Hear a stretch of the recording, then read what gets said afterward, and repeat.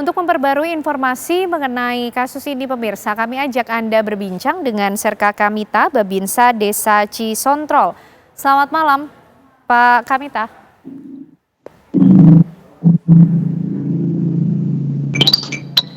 Halo, selamat Mbak, malam. audio nggak nyambung, Mbak. Ya, Serka Kamita, Babinsa Desa Cisontrol, kami masih berupaya untuk memperbaiki hubungan komunikasi pemirsa untuk mengetahui bagaimana perkembangan ataupun juga penanganan dari kasus mutilasi di Ciamis, Jawa Barat ini, karena nanti tentunya usai jeda kita akan membahas mengenai hal ini bersama dengan narasumber yang sudah hadir bersama saya di sini. Ada Mbak Hanifah Hasna, kriminolog. Mbak Hanifah, selamat malam. Selamat malam, Mbak Ken. Ya, Mbak Hanifah, tentu kalau kita melihat situasi sekarang ini terjadi beberapa waktu terakhir, miris sekali Mbak mendengarkan bagaimana aksi-aksi pembunuhan sadis dilakukan oleh orang-orang terdekat dari pelaku kepada korban. Ini sebenarnya apa yang tengah terjadi di masyarakat kita, Mbak Hanifah? Oke, menarik sekali. Kenapa pelakunya adalah orang terdekat korban? Jadi ternyata ada beberapa literatur yang menyampaikan pelaku itu 80% orang terdekat, 20% baru orang lain. Karena apa? Karena mereka sudah mengukur seberapa kekuatan dari korban itu maupun seberapa kekuatan dari dirinya sendiri. Menarik nih Mbak, sampai situ dulu karena nanti selengkapnya akan kita bahas usai jeda pemirsa. Untuk Anda kami kembali sesaat lagi. Ya, Anda masih menyaksikan Apa Kabar Indonesia Malam pemirsa. Tentu kita masih membahas sejumlah permasalahan kasus pembunuhan sadis yang terjadi di sejumlah wilayah, termasuk juga yang menjadi sorotan ini yang terjadi di Ciamis, Jawa Barat. Nah, kita akan coba perbarui dulu bagaimana sejauh ini penanganan kasus tersebut bersama dengan Serka Kamita, Babinsa Desa Cisontrol, sudah bergabung bersama kita malam hari ini. Selamat malam, Pak Serka Kamita. Selamat malam, Mbak Ken. Ya. Assalamualaikum warahmatullahi wabarakatuh. Pak, pada saat peristiwa terjadi juga mengetahui Pak seperti apa sebenarnya? Mohon izin Mbak Ken, saya akan menjelaskan faktanya di lapangan dari mulai saya 7.30 di rumah kan, biasa rutinitas. Kemudian saya mendapatkan telepon dari Pak Kadus Dusun Sindang Jaya, Cimeong, lokasi TKP dan kasih pemerintahan Desa Cisontrol pada 7.30. Kemudian saya mendapatkan informasi, saya langsung ke TKP, Mbak. Demikian, Mbak. Oke, nah pada saat sampai di TKP, Pak, seperti apa kondisi yang ditemui? Mohon izin, Mbak. Sebelumnya mohon izin, Mbak, saya mengucapkan dulu belasungkawa, Mbak, ya. Ya. Ke pihak korban. Mohon izin, Mbak. Saya pribadi dan keluarga besar Koramil 13 Kelurahan Cah, Kodim 0613 Ciamis mengucapkan belasungkawa kepada korban di Dusun Sindang Jaya. Semoga almarhumah diterima iman Islamnya, dilapangkan kuburnya, dan diberikan di sisi Allah Subhanahu wa Ta'ala, diampuni segala dosa-dosanya. Demikian, Mbak. Ya, Pak, lalu pada saat sampai di TKP, apa yang didapati oleh Pak Serka Kamita di sana? Setelah saya di TKP, ada sekitar 15 menit saya ke TKP. Kemudian sebelum ke TKP, saya berjumpa dengan warga yang sudah berkerumun dan membawa alat-alat penjaga diri, ya seperti pentungan, mungkin bahaya, seperti itu kan banyak. Nah, setelah itu saya tanyakan kepada warga, ini ada apa Pak sebenarnya? Nah, ada warga yang menjawab, Pak, lihat aja ke pos ronda, nanti di situ Bapak akan tahu, katanya kan. Nah, saya kan penasaran, kemudian saya berjalan kaki menuju ke pos ronda tersebut, Mbak. Nah, setelah saya sampai ke pos ronda, saya alangkah terkejutnya, Mbak. Di situ saya melihat ada potongan kaki, Mbak. Sontak saya pribadi merasa apa namanya, Mbak, kalau sudah melihat ada potongan jasad itu, Mbak, ya. Kita manusia biasa pasti merasa pusing kan, merasa kaget gitu, Mbak. Ya, Pak, apa yang diketahui oleh Pak Serka Kamita sendiri? Kenapa kemudian pelaku ini tega memutilasi istrinya? Nah, mohon izin menjawab, Mbak. Saya kan sebelum mendapatkan informasi yang ada melihat TKP ada kaki, dan saya belum pasti bahwa pelakunya siapa, Mbak. Nah, saya mencoba menanyakan lagi ke warga. Saya tanyakan, ini siapa pelakunya, kan gitu. Nah, ada warga juga yang ngomong, Pak, nanti juga datang, Pak, lihat. Setelah saya lihat ada sekitar 2 menit lah, itu korban datang dengan membawa potongan lagi, Mbak, potongan tangan gitu, Mbak. Pelaku Nah, datang saya dengan disuruh membawa, oke. membawa ini tangan di ininya kan menggotong gini, Mbak, bawa tangan kan. Saya di situ, wah, berarti benar, dengan tangan kiri bawa pisau, tangan kanan membawa Oke, potongan tangan gitu, Mbak. baik. Pak, kemudian sempat ada informasi kenapa pelaku tega melakukan aksi tersebut, memutilasi istrinya? Kalau sejauh itu, Mbak, saya pribadi kan belum mendalami ya, Mbak ya. Dalam arti itu mungkin saya boleh mengetahui, tetapi kan saya harus menggali dulu, Mbak. Dan itu kan ada kewenangan dari pihak kepolisian. Hanya saya di TKP tersebut, bagaimana caranya si pelaku bisa saya amankan, Oke, Mbak, ya. dan tidak mengganggu yang lain gitu, Mbak. Sempat ada kalimat-kalimat yang dilontarkan atau diungkapkan oleh pelaku tidak, Pak, pada saat proses diamankan tersebut? Nah, proses itu kan berjalan alot, Mbak, sangat menegangkan itu, Mbak. Nah, saya pada saat itu ngomong ke masyarakat, sudah, saya akan ngambil keputusan. Jangan daripada berlanjut, sudah, saya ngambil keputusan. Jangan dulu bergerak atau memburu pelaku, ya kan? Saya akan memediasi pelaku, mudah-mudahan si pelaku itu sadar gitu, Mbak. Oke, baik.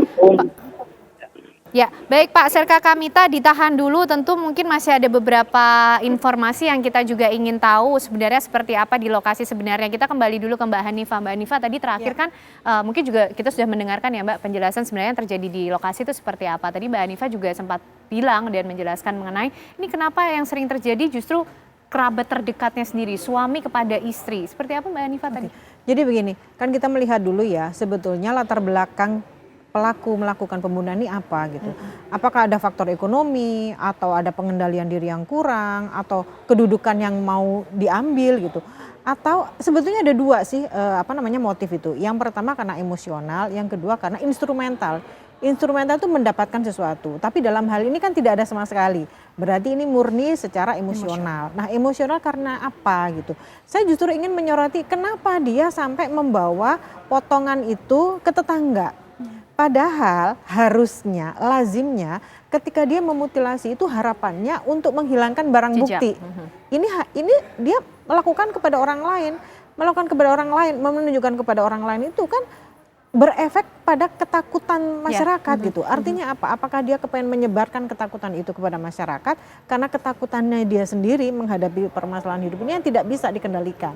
Ini yang harus kita ketahui sehingga ini jadi PR lagi untuk memeriksa kesehatan jiwa, kesehatan mental dari si pelaku. Benarkah dia murni melakukan kejahatan ini karena menginginkan sesuatu atau ada kondisi-kondisi mental yang harus dibetulkan, itu harus disembuhkan. Seperti itu. Termasuk juga sempat ada informasi bahwa pelaku ini kemudian mendapatkan bisikan-bisikan gaib seperti itu Mbak. Kemudian yang men-trigger pelaku melangsungkan aksi sadisnya ini. Ini penjelasannya seperti apa? Ada sebetulnya memang ada beberapa orang yang dia mengalami skizofren yang dia selalu mendapatkan bisikan-bisikan dari roh halus lah atau dari apapun gitu ya. Nah ini tidak bisa langsung kita terima tanpa pemeriksaan lebih lanjut dari tenaga medis gitu ya. Kalau memang seperti ini berarti yang harus dilakukan adalah bagaimana mengupayakan merehabilitasi pelaku ini. Karena tidak bisa orang seperti ini tuh dimasukkan ke dalam penjara. Karena kalau dia dalam penjara dalam kondisi kesehatan mentalnya terganggu pastinya akan melukai orang lain. Ini harus kita ketahui. Nah padahal ketika dia punya kesehatan mental yang terganggu itu kan tanda-tandanya sudah ada. Berarti orang-orang di dekatnya itu mungkin abai atau nggak paham gitu. Ini yang sering terjadi, sehingga ketika sudah terjadi pembunuhan baru kita kepikiran jangan-jangan ada kesehatan mental yang terganggu. Ini harus kita ketahui. Oke, Mbak Hanifa, itu mengenai kasus yang ada di Ciamis. Kita juga ingin tahu Pak Serka Kamita, saat ini yang Bapak ketahui bagaimana Pak kondisi dari pelaku sendiri? Kalau saya sebagai babinsanya Mbak izin menjelaskan, sebelum terjadinya kan memang banyak rumor yang bersangkutan begini begitu, tetapi kan sebagai babinsanya sebelum terjadi ini kan bersikap wajar saja Mbak. Saya bertamu ke rumahnya, ngopi bareng kan pernah, dan itu tidak ada bintik-bintik hal-hal yang mencurigakan gitu Mbak. Ini mas sebagai fakta di lapangan Mbak. Tapi kan terjadi begini, saya juga tidak mengerti Mbak, apakah ada problem keluarga atau bagaimana. Kan sejauh itu saya tidak ada kewenangan untuk mengetahui hal-hal orang lain, hanya sebatas saya memantau warga saja Mbak, demikian Mbak. Baik, terima kasih Serka Kamita, Babinsa Desa Cisontrol sudah bergabung bersama kami di Apa Kabar Indonesia Malam. Sehat selalu Pak. Nah pemirsa, tentu usai jeda kami masih memiliki informasi untuk Anda. Masih dalam rangkaian adanya aksi pembunuhan sadis yang terjadi di mana warga Kuta Bali ini digegerkan dengan adanya pembunuhan wanita muda oleh teman kencannya di kos-kosan yang berada di Jalan Bhinneka Jati Jaya, Kuta Badung, Bali. Dan kami akan membahasnya pemirsa usai jeda, masih bersama dengan Mbak Hanifa. Kami kembali sesaat lagi. Mbak Hanifa, ini kita bergeser ke kasus yang lain yang terjadi di Bali juga Mbak. Pembunuhan sadis dan lagi-lagi yang menjadi korban wanita, termasuk juga mayat dalam koper yang ditemukan di Bekasi. Wanita juga Mbak. Ini seperti apa penjelasannya? Apakah wanita kemudian menjadi sosok yang dianggap memiliki kekuatan lebih lemah, kemudian dia menjadi korban atau seperti apa? Ya. Jadi betul yang seperti Mbak Ken sampaikan, bahwa perempuan itu sampai saat ini masih dianggap seseorang yang lebih lemah gitu ya.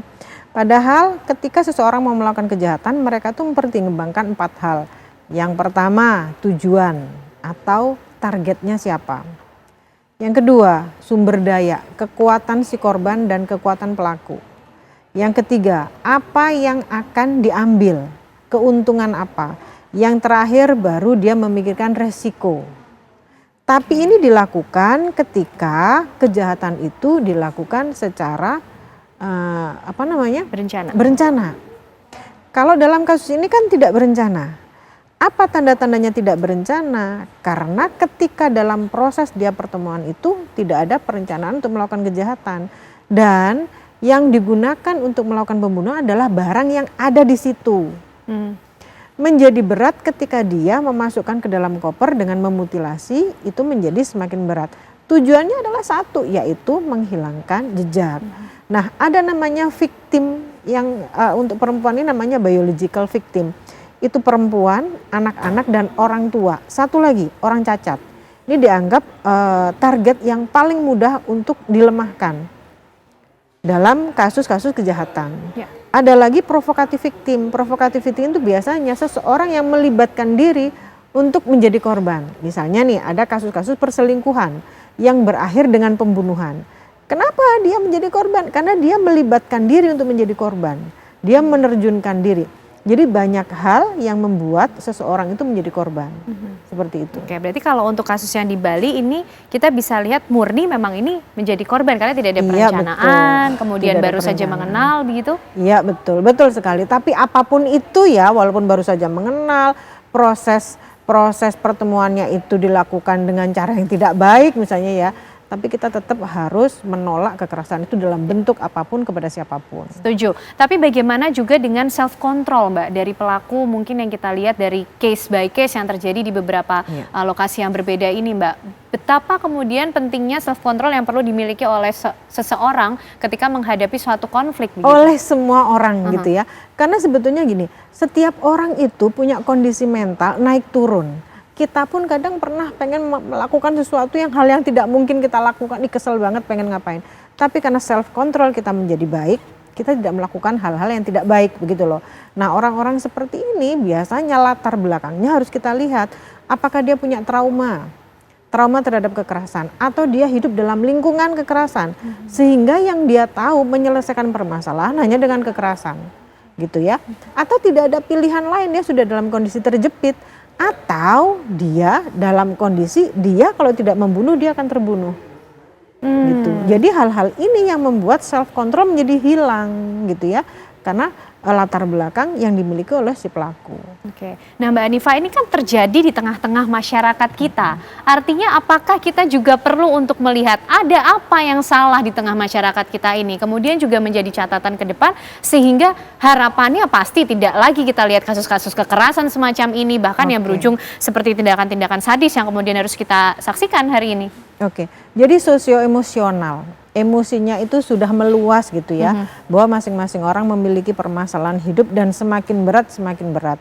Ditambah lagi dengan tayang-tayang kekerasan yang exposure-nya itu membuat orang lain yang tidak bisa menekan kemarahannya itu bisa mencontoh hal itu gitu. Ini yang membuat kejahatan menjadi semakin banyak. Padahal kalau kita lihat tipologi kejahatannya itu sama, makanya kalau di kriminologi disebutkan dengan old wine in the new bottle. Kejahatannya sama, tapi medianya berbeda. Dulu mungkin dimutilasi, dimasukin kresek, dibuang. Sekarang ditaruh di dalam koper. Dulu mungkin ada pelecehan seksual secara langsung. Sekarang menggunakan media sosial.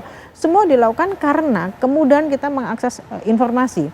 Lalu dengan kita mudah mengakses informasi, kemarahan kita terhadap segala sesuatu yang kita lihat itu menjadi semakin meningkat. Ini yang membuat orang-orang melakukan social comparison yang membuat permasalahannya menjadi semakin berat. Nah, ditambah lagi ada beberapa hal yang paling berat itu masalah ekonomi. Ketika masalah ekonomi itu tidak terselesaikan, ditambah dengan self control yang kurang, maka untuk menyelesaikan permasalahan, ditambah satu lagi, trauma masa lalu atau kehidupan yang bergelut dengan kekerasan, ini yang membuat seseorang menjadi mudah sekali melakukan kejahatan.